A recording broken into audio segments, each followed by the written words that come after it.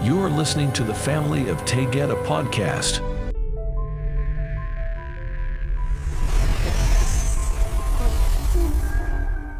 Tentang Yesus. Sahabat cahaya agung.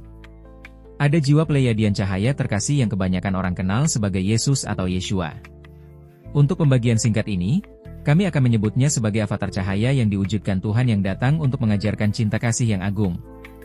Kami memahami bahwa banyak orang akan tersinggung dan ini tidak pernah menjadi maksud kami. Pahamilah sepenuhnya bahwa Pleiadian luar biasa dari Merope yang bernama Sananda ini memiliki kekuatan dan keagungan sebagai seorang tetua yang dicintai dan dihormati serta seorang pemimpin dan panglima Federasi Galaksi. Pada saat-saat ini kita akan berbicara tentang pria di bumi yang merupakan perwujudan cinta. Dia tidak datang sebagai bayi yang dikandung oleh Maria dan Yusuf untuk memulai suatu agama. Dia adalah jiwa yang kuat yang memilih menjalani kehidupan sederhana di jalan berdebu bersama orang tua dan saudara kandung di Yerusalem.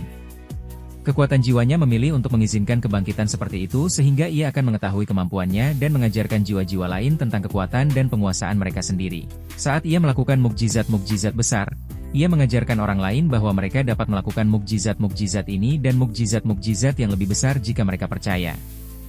Ia mengajarkan tentang doa dan hubungan Tuhan di dalam dirinya. Ia mengajarkan bahwa meminta dan percaya adalah koherensi hati dan otak dalam medan kuantum, meskipun ia menggunakan kata-kata lain. Dia mengajarkan tentang pengampunan dan penyembuhan yang akan dihasilkan saat Anda terbebas dari energi dan kegelapan ini. Dia menunjukkan rasa kasihan kepada orang-orang yang membencinya tanpa alasan.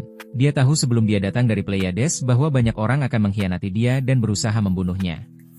Penyaliban adalah metode hukuman ketika dia berjalan di bumi. Apakah Anda mencuri roti jika Anda kelaparan atau menceritakan kebohongan yang dipilih oleh para penguasa untuk diterima kematian? Orang-orang bersifat biadab dan menemukan kesenangan dalam penderitaan orang lain. Dia tidak pernah meninggal seperti yang dilaporkan dalam kitab suci.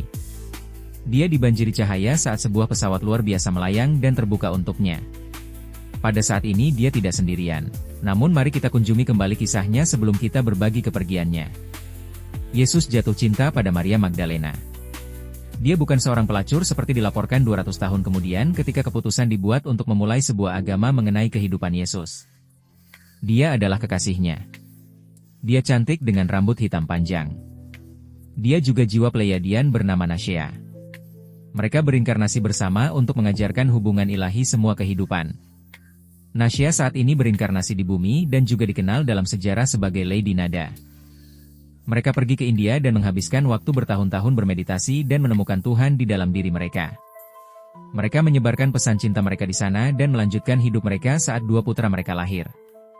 Mereka tinggal di Perancis selama beberapa tahun dan memutuskan untuk kembali ke keluarga dan teman-teman yang mereka kenal. Anak kecil. Mereka memiliki banyak hal untuk dibagikan dengan penduduk lokal Yerusalem. Mereka memeluk orang tua dan saudara kandung mereka. Mereka berusia 35 tahun di waktu bumi. Mereka menceritakan tentang kebangkitan besar di dalam diri yang mungkin bagi setiap orang. Mereka setuju dengan nabi-nabi generasi tua yang menyatakan, kita semua adalah Tuhan. Yesus menjelaskan bahwa kelahiran kosmos adalah segalanya. Ketika orang-orang mendengarkan, mereka mulai melunak dan berubah. Mereka mendengar tentang Tuhan yang mencintai mereka dan hidup di dalam mereka. Bukan di singgasana langit yang siap menyiksa mereka. Yesus mengajarkan tentang kasih tanpa syarat dan hubungan kehidupan yang tak terbatas. Para penguasa memutuskan bahwa kematian adalah jawaban untuk membungkam penghujat ini. Mereka akan menyalibnya.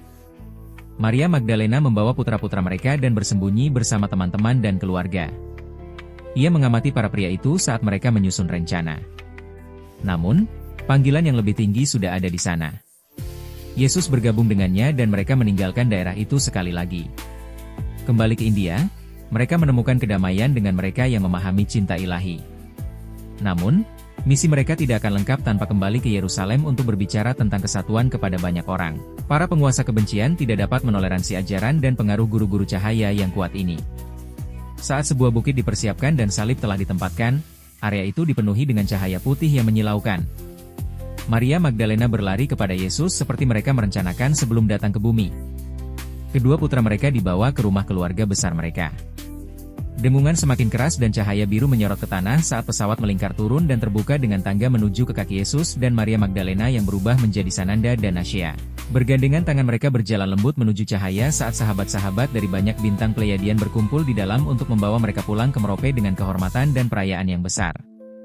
Pada saat ini, jiwa yang Anda kenal sebagai Yesus, saat ini berinkarnasi di bumi.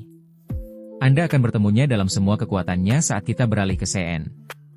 Semoga Anda selalu damai sejahtera. Nek Maia. Aku sangat mencintaimu. Laka.